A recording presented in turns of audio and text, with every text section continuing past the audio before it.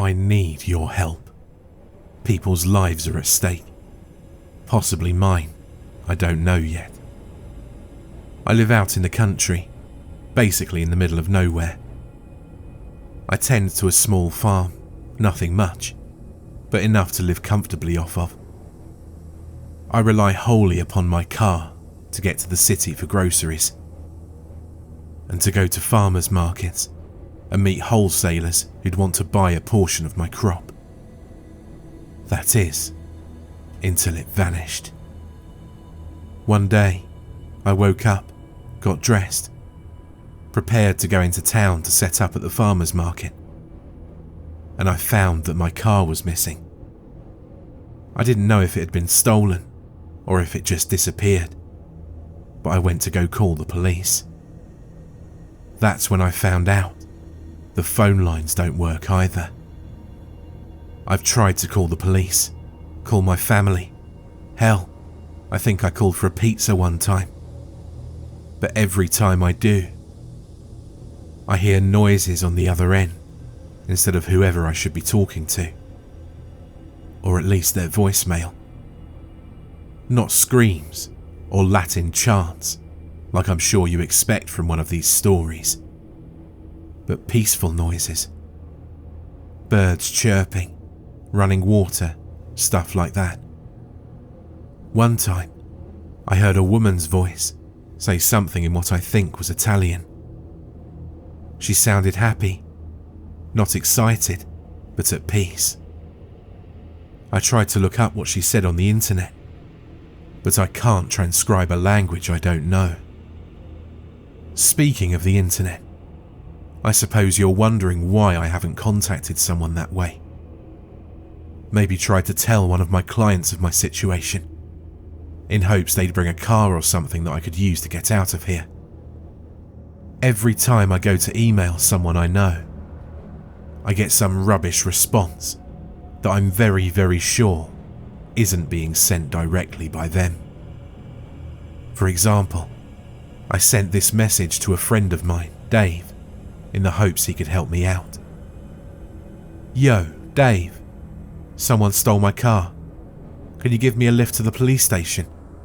TY in advance. Jerry. This was the response I got. Brother Jeremiah, be at peace. God is with you now. You do not need to leave your little Garden of Eden, or rather, Farm of Eden. I would visit you, but the walls are too thick right now. They'll wear down eventually. All things do. Ezekiel. I don't know anyone called Ezekiel. I never get any responses that are signed by the people that supposedly sent them to me. I've gotten emails from lots of other people though. People with old names that make me think of Amish farmers or pilgrims navigating the Oregon Trail. Ezekiel, Hezekiah, Jonah, Deborah, Eunice. The list goes on. I don't think I've ever heard any of these names applied to anyone I've ever known, or even people I've heard of in the last century. They sound Amish. Maybe a bunch of Amish people are just messing with me or something. They're all nice, but very insistent on one thing. That I can't, or as they put it, don't need to, leave. Well, they're all nice, but with one exception. Whenever I try to message one person in particular, one of my clients, Mr. Drake, I get messages from someone calling themselves Isaac, where all of the other people I get messages from are relatively kind and peaceful. Isaac is cruel. Here's an example. Mr. Drake, I'm sorry I couldn't come to our arranged meeting. I'm currently stranded without a car. Would you mind coming to pick me up so I can report the theft of my car to the police? Thanks. Jerry Franklin. This is what I got back. Foolish heathen, thinkst thou that thou art too good for the gift thou hast received? Thou hast been blessed, and thou art as blessed as thou art ungrateful. Thou wilt burn in the fires of Satan, surely, for refusing to let God into thine black heart. Isaac. I don't understand who any of these people are, or what they want from me. Although with Isaac, it's probably a minute to tell me the good news, or why they're messaging me. I don't know why Isaac is the only one using Old English. If this was all that was happening, I'd think it was a bizarre prank by a deranged cult. I know it isn't though, because at the same time as these occurrences started happening, he showed up.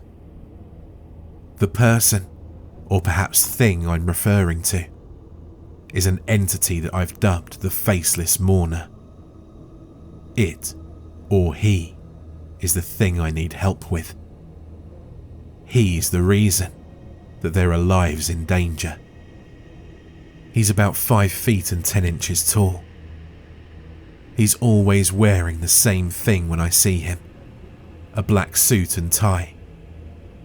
Something that looks like it would be worn at a funeral. White silk gloves, and a ski mask with no holes in it. At least, I think it's a ski mask. He might not be wearing gloves either. He's either wearing a ski mask and gloves, or his skin is made of cloth. Either way, I'm confident he doesn't have a face. Every time I'm close enough to see him clearly, I can see he has no facial features beneath his mask. You know how you see the sloping slants of a person's visage under their mask? This guy, I swear, has almost rounded facial features. He has a pointed chin, a high brow, and that's it. I can't identify any eyes, mouth, or nose-like bumps under his cloth exterior. It's odd. I can't tell whether his face is a flat surface or almost rounded. He also carries an opened pink umbrella every time I see him. It's reddish pink with a white floral design. The handle is plain and wooden. It's either open or closed, depending on the weather. But he'll have it open on either days where it's raining, snowing, or in excess sunshine. He never shows any discomfort about the weather, despite how harsh the conditions here have become. He doesn't normally move, but when he does, he either does it in quick and short increments, or slowly and gradually, like a flower turning towards the sun. One last thing. Every time he appears, he brings a corpse with him. Now you see why I said lives are in danger. I'm not sure whether it's him killing them. I'm not even sure how they get here, as I never see them appear during my stakeouts. And he can't be carrying them, as his frame is quite diminutive. They appear differently, depending on what season it is. That's right, I said season. This has been happening for what I can only seem to measure in years. The first time the faceless mourner came, I noticed a small calendar on my nightstand. A little thing you'd see on someone's desk, rather than their wall. Nothing was remarkable about it, other than the fact a week's worth of days had passed since I fell asleep. Time passes faster here. Seasons change in the span of weeks. 1 year here lasts 52 days. Anyway, back to the corpses. I always find him standing over them, as if silently contemplating the loss of a friend. The conditions are the same every time, and they change depending on the season. For convenience, I'll describe these events as burials. The seasons won't change correctly, and the day won't end until either I bury the corpse or burn it. I've taken to burning them, as this has been happening so long, I'm running out of space in my yard. Although I've noticed the makeshift grave markers I prepared for them disappearing, and the ground levelling after a while. In winter, the burial takes place in a blizzard. The faceless mourner stands stock still against the raging winds and tearing snow. His umbrella seems to shield him adequately, as I've never seen him get wet in either a spring or winter burial. The corpse is always frozen solid under a foot of snow. This is probably the hardest burial for me, as I not only have to dig the corpse up, I also have to find enough dry wood to get a proper fire going. It always stops snowing after I have enough firewood, so I can dig a proper fire pit and burn the corpse. The faceless mourner, often, not always, pulls out a notepad at this point, scribbles something down on it, and tears the page away, handing it to me. He always writes things like, "Bundle up, Jeremiah, you'll catch cold," or "I'm making cocoa, do you want some?" I was going to accept on the cocoa, but whenever I look up from reading them, he's gone. In spring, the burial takes place in a light rain. The faceless mourner stands above a corpse, floating face down in a puddle of rainwater. About these corpses, the winter and spring ones don't seem to have any wounds betraying their cause of death. If I had to guess, I'd say they froze or drowned. But why would they be under a foot of snow or lying down in a puddle? Anyway, this burial is the easiest, because I can just dig a hole in the wet dirt and lay the poor soul to rest there.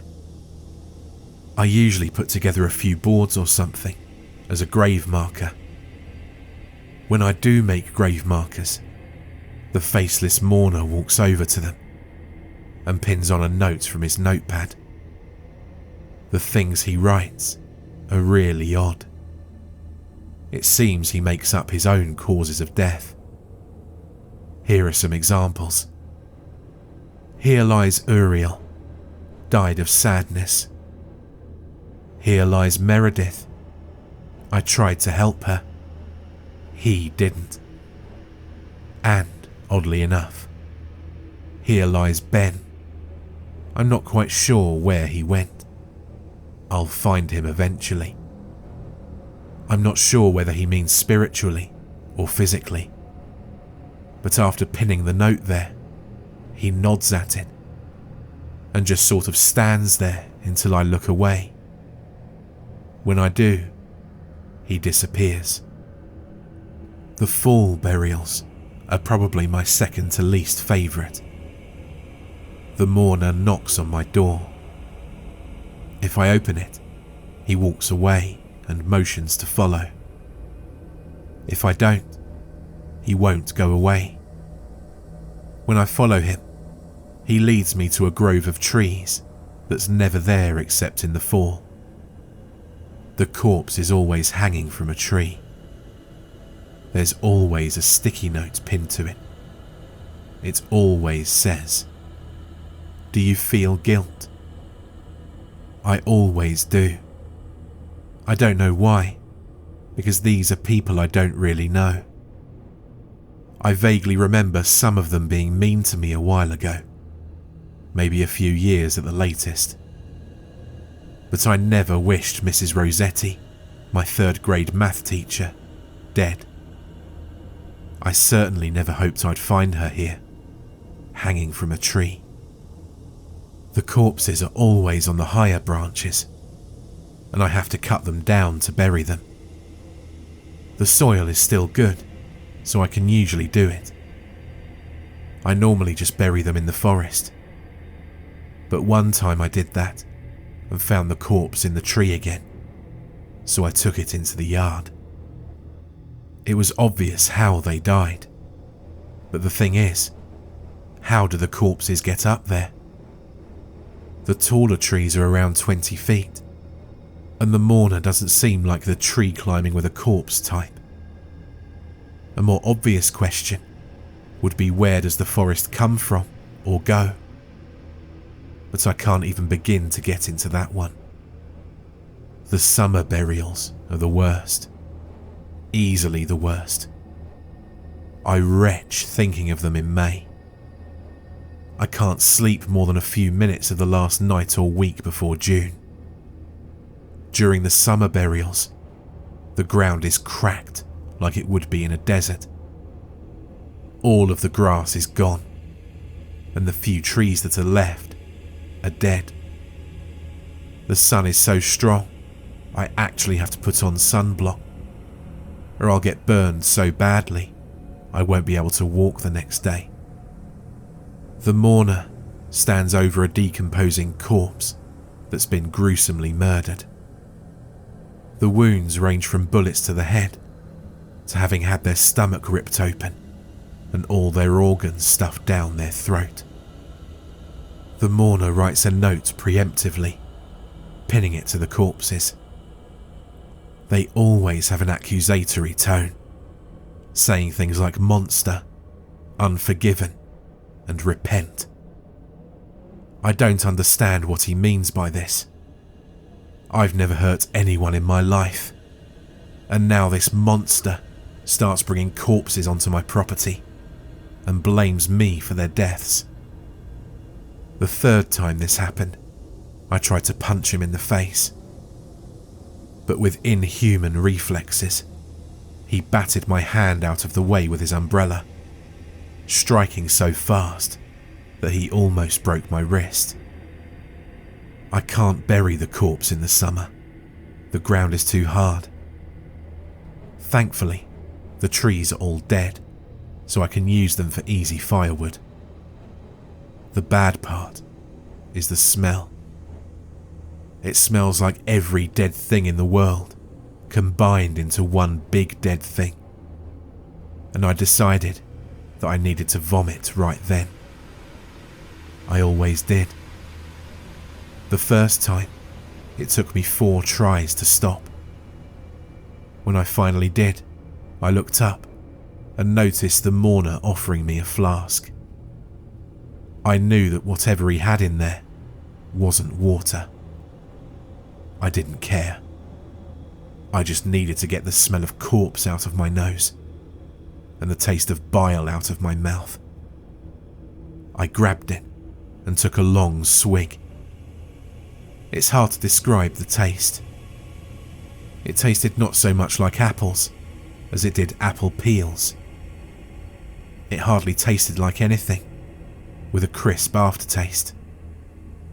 Right then, it could have been ditch water, and I still would have drank the whole thing. I handed the flask back to him. He put it in his suit and left in the way he's accustomed, by not leaving until I don't watch him leave. The burials come about once a month, although I've had 2 before. I've never had 2 in the summer, fortunately. This has been going on for what I've counted out to be about 2 years. I've buried or burned almost 100 people now, I think. This is all I have. I know it sounds fake, but please, I need help. Does anyone know if I've been cursed, or if I'm being haunted? I know there's no logical explanation for this. If you know anything that could help me, please contact me immediately. I'll leave you with this letter that I got back from Isaac about the summer burials. Isaac, please just tell me something. I need to know about what I'm dealing with. Why is summer so messed up? Please, Just help me. Jerry. Jeremiah. Summer is a painful time for us all. The ground heats up, and we can feel his anger and hatred from the deep below. Thou may not remember now, but thou buried me. I wish greatly that thou had not. The ground would not be such a terrible place, were it not for the song he doth sing. The song is one of hatred and black malice. It hath no words I can recognise, save one, Jeremiah, and it bodes not well for thou. The word is thine own name, Jeremiah. I will pray for you, but it will do nothing now. Isaac. For more terrifying creepypasta horror stories, check out the playlist or the video on screen.